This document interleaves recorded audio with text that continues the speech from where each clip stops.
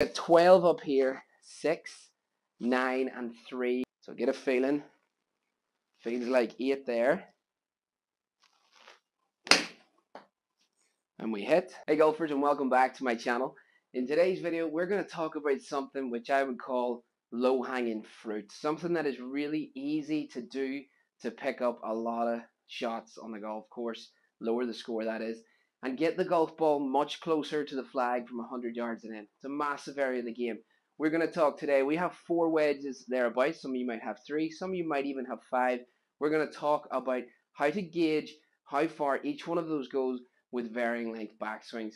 It's really going to help you. It's really helped me out.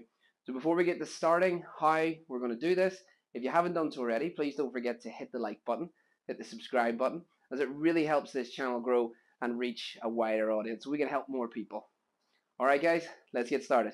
So what we're going to use in order to do this is called the clock system. Now you might have heard of this before, but I'm going to talk about the way in which I've used it, which I've found has been really helpful for me. Okay, so like I said, we have anywhere from 3 to 5 wedges in our bag depending on your set makeup. Okay, I like the idea of having more wedges because it's such a huge part of the game.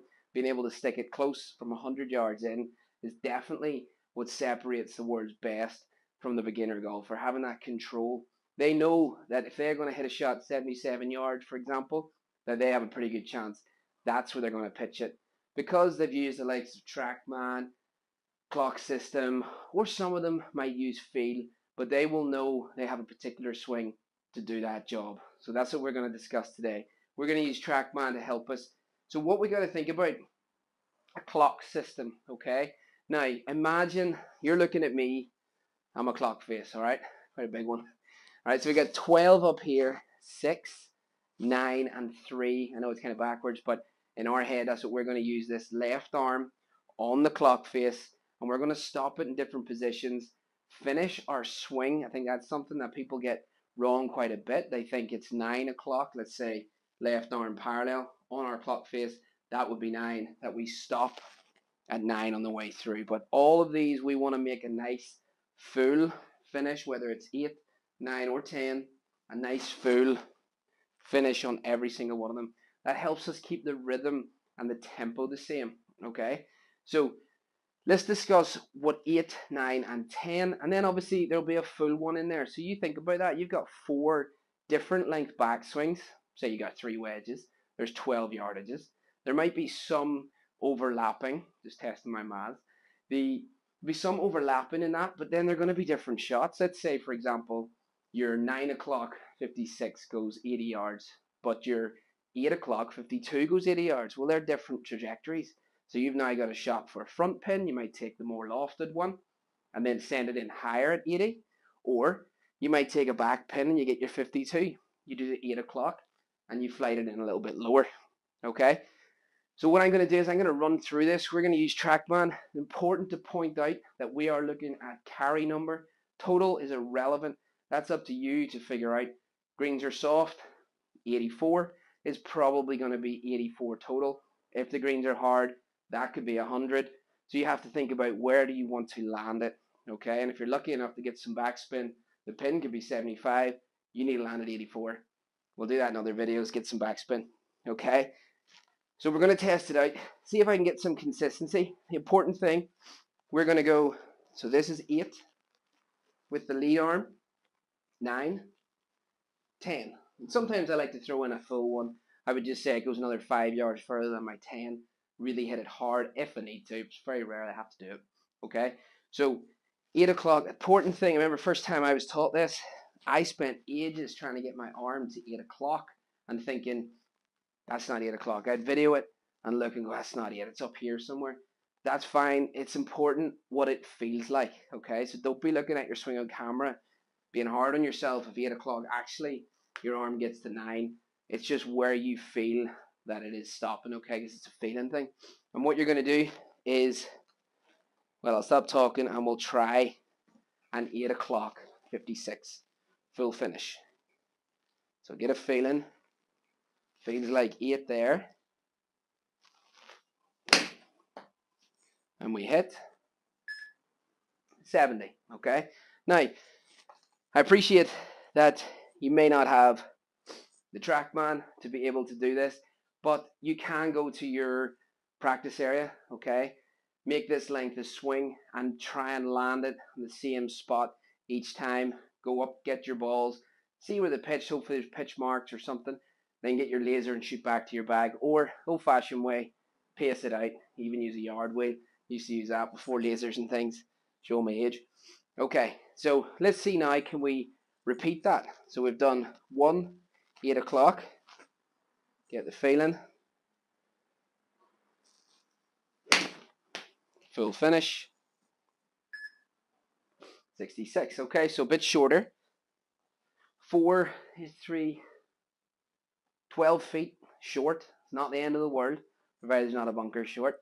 Okay, so you can see how having the same length of backswing. Let's try again. I'm not changing anything. I'm still thinking 8 and a full finish. Oh, maybe a little short as well.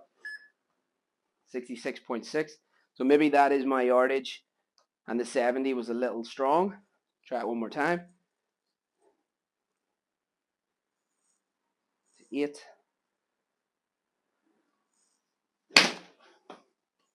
Wasn't just as good a strike. Yeah, it was out of the toes, so no spin on it. Okay, so you can see if you go to the range and you practice and get really good at landing that, own that swing, 8 o'clock, okay? Write it down. Now you know how far it carries with your club. I'm using a 56 here, by the way.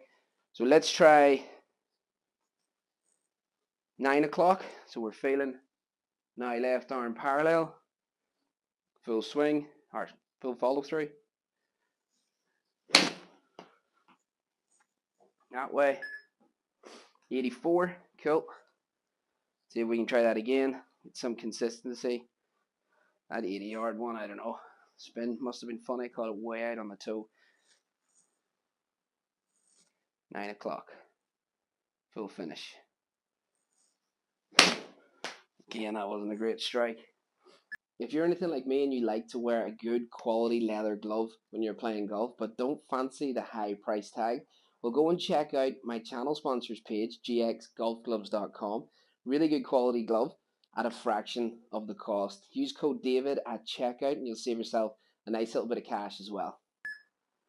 83, 80, perfect. Do you see the consistency here now? I practice this. How confident am I going to be if I get like 65 to 70 yards? 8 o'clock, 56. 9 o'clock, 80 to 85 yards. 9 o'clock, 56. Okay? You can see how if you built through this with all of your wedges and wrote these numbers down, remember, carry, you're going to find yourself not guessing. You're going to stand up and go, okay, whether you have a laser or GPS, and you're going 83. Okay, check your chart. 9 o'clock, 56. Shouldn't be too far away. Okay, so one more try. Let's test it and see. I'll call out. We're gonna go for this one again. Okay.